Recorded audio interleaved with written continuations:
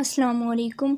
आज की इस वीडियो में हम देखेंगे कि साइकोलॉजी कैसा प्रोफेशन है, साइकोलॉजी क्या होता है, इसका एलिजिबिलिटी क्राइटेरिया क्या है, इसके लिए आपको कितनी एजुकेशन रिक्वायर है। हम इसका मेरिट भी चेक करेंगे, उसके बाद हम इसकी फ़ी देखेंगे और सैलरी पैकेजेस के बारे में डिस्कस करेंगे। उसके बाद हम देखेंगे कौन सी बेस्ट यूनिवर्सिटी साइकोलॉजी का प्रोफेशन हमें करवाती हैं और नेक्स्ट हम देखेंगे कि इसका स्कोप क्या है। एक्चुअली इन साइकोलॉजी में हम ह्यूमन माइंड के मतलब और उसके फंक्शंस के मतलब स्टडी करते हैं कि ह्यूमन का माइंड कैसे वर्क करता है और उसके मतलब हम सारी स्टडीज़ करते हैं और हम डिफरेंट तरह के पेशेंट्स को ट्रीट भी कर सकते हैं जिनको माइंड से मतलब कुछ डिजीज़ होती हैं, जिनका जो अपसेट वगैरह रहते हैं, इस तरह की डिफरेंट डिजीज़ की हम ट्रीटमेंट कर सकते हैं साइकोलॉजी से। नेक्स्ट हम देखते हैं कि साइकोलॉजी के लिए एलिजिबिलिटी क्राइटेरिया क्या है। जो साइकोलॉजी करने के लिए हमारे पास एलिजिबिलिटी क्राइटेरिया होता है उसमें हमने एफएससी को 50% मार्क्स के साथ क्लियर करना होता है। जब हमारी एफएससी 50% मार्क्स के साथ क्लियर हो जाती है तब हम साइकोलॉजी के लिए एलिजिबल होते हैं। साइकोलॉजी का जो ड्यूरेशन है ये 4 ईयर का प्रोग्राम होता है और इसमें 8 सेगमेंट से इंक्लूड होते हैं। 4 ईयर के बाद आप एक साइकोलॉजिस्ट बन सकते हैं। अब हम देखते हैं कि बीएस साइकोलॉजी के लिए मेरिट कितना रिक्वायर होता है। बीएस साइकोलॉजी के लिए एक होता है पब्लिक सेक्टर का मेरिट और दूसरा होता है प्राइवेट सेक्टर का मेरिट। जो पब्लिक सेक्टर है उसमें मेरिट जो रेट होता है वो 80% से 90% तक होता है।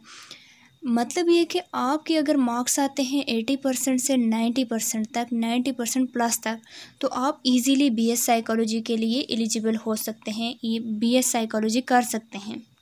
नेक्स्ट जो आता है वो होता है प्राइवेट सेक्टर का मेरिट। जो प्राइवेट सेक्टर में मेरिट होता है वो 50% से 70% तक होता है।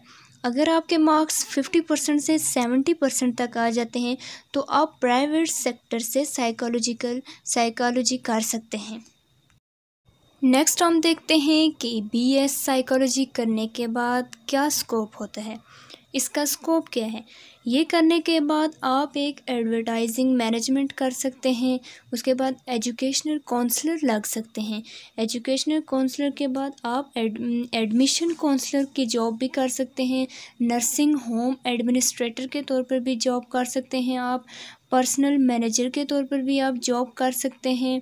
और नेक्स्ट आप एज अ हॉस्पिटल एडमिनिस्ट्रेटर के तौर पर भी जॉब कर सकते हैं और आप चाइल्ड वेलफेयर वर्कर के तौर पर काम कर सकते हैं।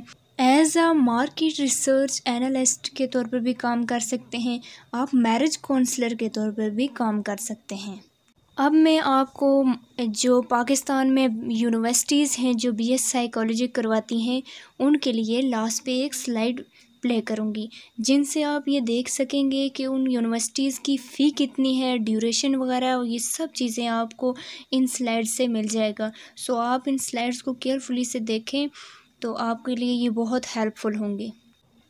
जो आज़ाद कश्मीर की यूनिवर्सिटी है साइकोलॉजी, बीएस साइकोलॉजी इस यूनिवर्सिटी से भी करवाते हैं। सो आप अगर आज़ाद कश्मीर से करना चाहते हैं तो आप आज़ाद कश्मीर से भी बीएस साइकोलॉजी कर सकते हैं। अब मैं लास्ट में एक स्लाइड प्ले करती हूँ जो पाकिस्तान की यूनिवर्सिटीज़ हैं जो बीएस साइकोलॉजी करवाती हैं।